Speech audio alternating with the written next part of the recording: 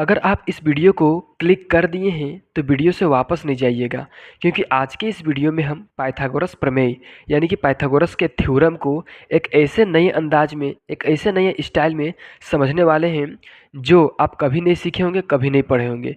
यानी कि आज के इस वीडियो में हम पाइथागोरस प्रमेय को इस कदर समझाने वाले हैं कि आप लोगों को कभी नहीं भूलने का बीमारी लग जाएगा। ठीक है, हमेशा बच्चों को भूलने का बीमारी लगता है, लेकिन इस वीडियो को देखने के बाद पाइथागोरस प्रमेय को आप कभी भूल ही नहीं पाओगे, चाह कर भी नहीं भूल पाओगे। ठीक है, क्योंकि इस वीडियो में हम रापचिक स्टाइल में इस प्रमेय को समझाने वाले हैं।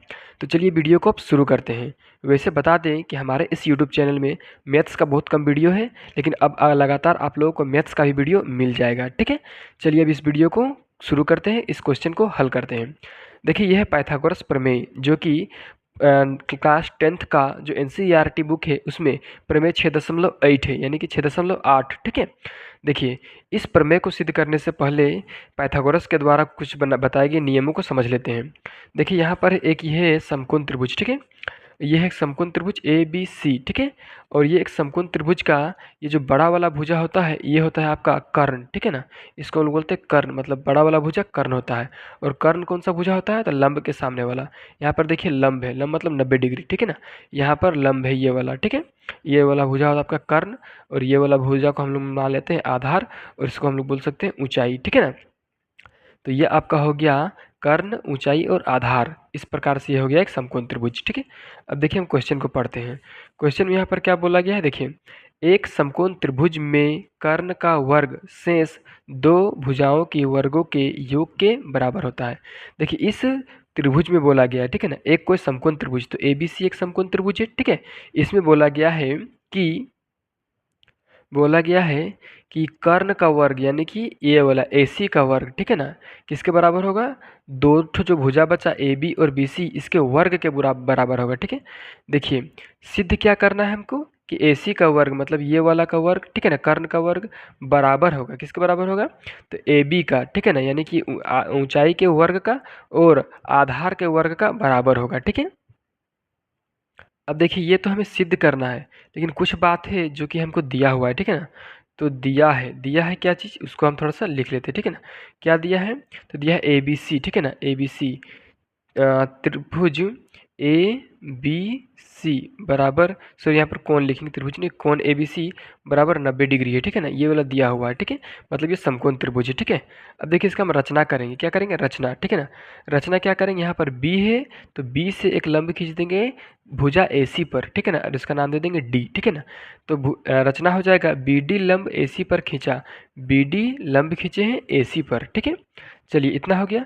अब देखिए इसका हम लोग प्रमाण करेंगे। ठीक है ना, प्रमाण देखिए लिख दिए हैं, और प्रमाण करेंगे प्रमेय 6.7 से। ठीक है ना, प्रमेय 6.7 क्या कहता है, लिख दिए हैं। देखिए यदि किसी समकोण त्रिभुज के समकोण वाले शीर्ष से, देखिए समकोण त्रिभुज है और इसका समकोण ये वाला है। ठीक है ना, इस शीर्ष, इस बिंदु से, ठीक है, इस बिंदु से कर्ण पर लंब डाला जाए, ये वाला कर्ण है तो इस पर अगर लंब डाला जाए इस प्रकार से, ठीक है ना, तो इस लंब के दोनों ओर, इधर भी और इधर भी, ठीक है, बने त्रिभुज संपूर्ण त्रिभुज के समरूप होते हैं तथा परस्पर भी समरूप होते हैं। देखिए बोल रहा है कि अगर BD लंब यानी कि लंब जहाँ पर 90 डिग्री बन रहा है समकोण, वहाँ से अगर कर्ण पर लंब खींच देंगे तो ये वाला त्रिभुज और ये वाला त्रिभुज दोनों समान हो जाएगा, और ये दोनों त्रिभुज बड़ा वाला त्रिभुज के समान हो जाएगा। ठीक है, ये हमें बोला गया प्रमेय 6.7 से।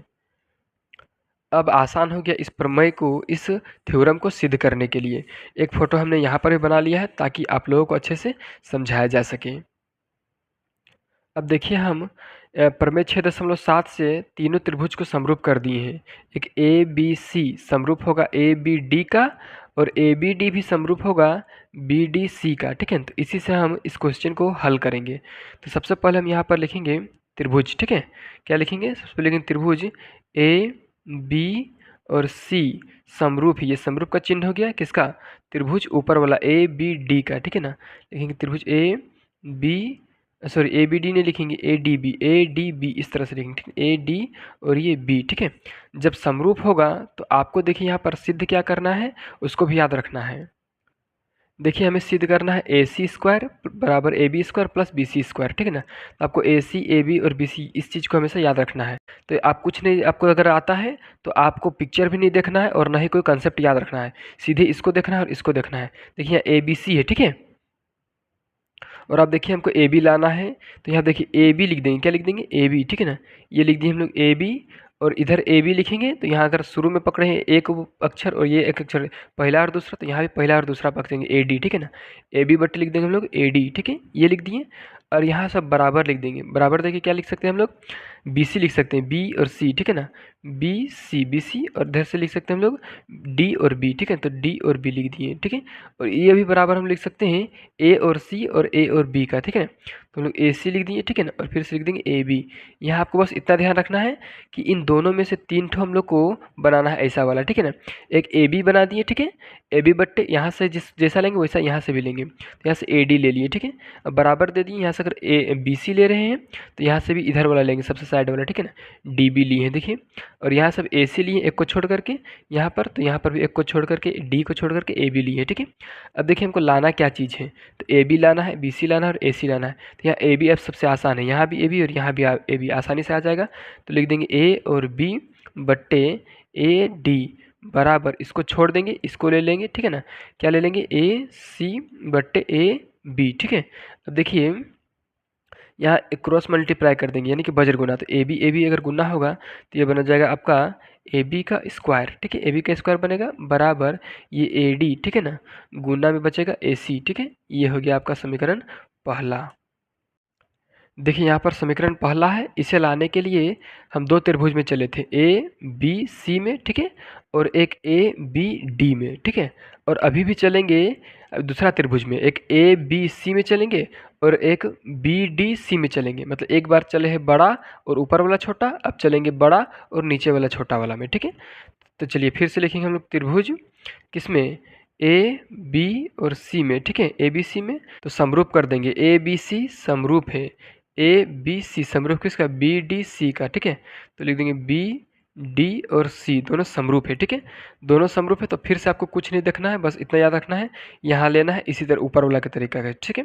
देखिए सबसे पहले हम क्या लिख सकते हैं, ले सकते हैं हम लोग ए सी, ठीक है ना, ए सी लिख सकते हैं या ए बी भी ले सकते हैं, ठीक है। तो ए बी ले लेते हैं हम लोग, ए और बी, ठीक है, ए बी ले लिए बट्टा में ए बी अगर यहाँ से लिए तो यहाँ से बी डी लेना होगा, बी डी ले लिए, ठीक है।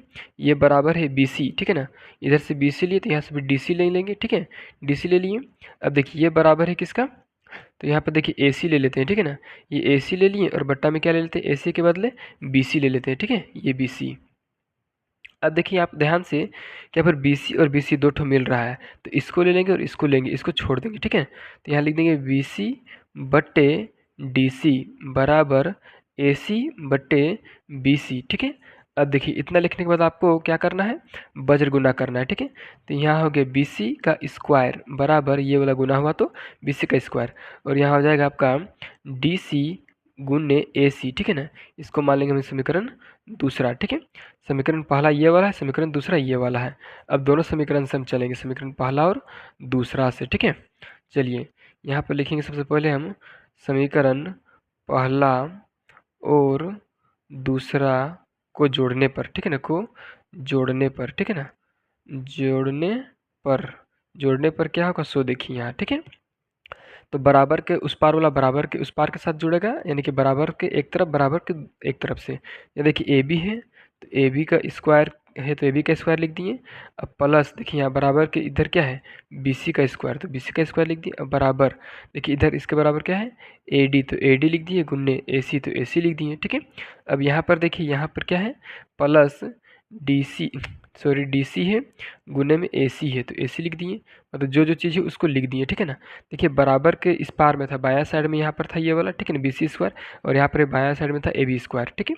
तो ए बी स्क्वायर और बी सी स्क्वायर एक तरफ रखे हैं, और बराबर के इस पार में क्या था, यहाँ पे ए डी और ए सी, तो ए डी और ए सी रखे, और यहाँ पर डी सी और ए सी, यहाँ पर डी सी और ए सी को रखे हैं। अब देखिए दोनों को जोड़ रहे हैं, उसका देखते हैं क्या होता है। देखिए ए बी का स्क्वायर तो ए बी का स्क्वायर हो गया, और बी सी का स्क्वायर भी बी सी का स्क्वायर हो गया। यहाँ पर ध्यान से देखिए ये वाला हुआ ए डी, ठीक है ना, और यहाँ पर देखिए ए सी एक मिनट रुक जाइए, देखिए यहाँ पर ए सी और ए सी दो ठो है, ठीक है ना। तो ए सी कॉमन निकल गया, ठीक है, दोनों का। अब बचा यहाँ से ए डी, ठीक है ना, और ये प्लस, ठीक है, और यहाँ से बचा डी सी, ठीक है, डी सी बचा ये वाला। अब यहाँ पर से आप एक पिक्चर देखिए क्या क्या बचा हुआ उसके अनुसार, ठीक है। यहाँ पे देखिए बचा है क्या चीज़, तो A D plus D C. देखिए A D plus D C, यहाँ से यहाँ तक और यहाँ से यहाँ तक दोनों मिल के ए सी बनाया कि नहीं। A D plus D C बराबर ए सी होगा, ठीक है। तो यहाँ पर आप ध्यान से देखिए, ए सी यहाँ पर भी है और ये A D plus D C मिल के भी ए सी बनाया है। तो ए सी का अगर गुना करेंगे तो जगह आपका ए सी का स्क्वायर, ठीक है ना, और इधर बराबर में है ही, इधर क्या है, बराबर में नीचे इधर क्या है, तो बराबर नीचे आप देख सकते हैं इधर ए बी का स्क्वायर बचा हुआ है, ठीक है, और प्लस बी सी का स्क्वायर बचा हुआ है, ठीक है। तो यही तो चीज़ तो हमको सिद्ध करना था जो कि मेरा आ गया, ठीक है। ध्यान से देखिए, इधर ए सी का स्क्वायर को ए सी का स्क्वायर लिख दिए, ठीक है, बराबर ए बी का स्क्वायर को ए बी का स्क्वायर लिख दिए, प्लस बी सी का स्क्वायर को बी सी का स्क्वायर लिख दिए, ठीक है। ये मेरा हो गया प्रूव्ड, ठीक है। यही चीज़ हमको सिद्ध करना था। अब ऊपर में देख सकते हैं, यहाँ पे देखिए ऊपर में क्या लिखा हुआ है कि ए सी का स्क्वायर बराबर ए बी का स्क्वायर प्लस बी सी का स्क्वायर, और नीचे भी आप यहाँ पर देख सकते हैं क्या है, आया है ए सी का स्क्वायर बराबर ए बी का स्क्वायर प्लस बी सी का स्क्वायर। इस तरह से हम लोग पाइथागोरस थ्योरम को आसान भाषा में सिद्ध किए हैं। अगर आपको इस तरह का वीडियो अच्छा लगता है तो जल्दी से वीडियो को लाइक कीजिए, चैनल को सब्सक्राइब कीजिए और दोस्तों के साथ वीडियो को शेयर कीजिए।